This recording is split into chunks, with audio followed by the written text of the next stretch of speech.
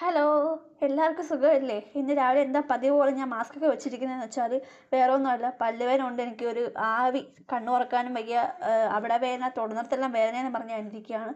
അവസാനം ഹോസ്പിറ്റലിൽ പോയപ്പോൾ ഡോക്ടർ എക്സ്റേ എടുക്കാൻ വേണ്ടി എനിക്ക് എഴുതുന്നു. അവിടെ ചെന്നിട്ട് കട്ട വെയിറ്റിംഗ് ആയിരുന്നു. കുറേ നേരം അവിടെ ഇരുന്നു, 10-20 മിനിറ്റോളം അവിടെ ഇരുന്ന ശേഷമാണ് അവരെന്നെ വിളിച്ചപ്പോൾ അവർ പറഞ്ഞ് കഴുത്തിലും കാതിലും ഒക്കെ ഉള്ള എല്ലാം മാറ്റിക്കോളാൻ പറഞ്ഞു. അതെല്ലാം മാറ്റിയ ശേഷം വീണ്ടും 10 മിനിറ്റ് എടുത്തിട്ടാണ് അങ്ങോട്ട് കയറിയത്. അതെല്ലാം കഴിഞ്ഞ് ഡോക്ടറെ കാണിച്ചപ്പോൾ ഡോക്ടർ പറഞ്ഞു ഇത് റൂട്ട് കനാൽ ചെയ്യേണ്ട പല്ലാണ്, അല്ലാണ്ട് ഒന്നും ചെയ്യാൻ പറ്റത്തില്ലെന്ന് പറഞ്ഞു.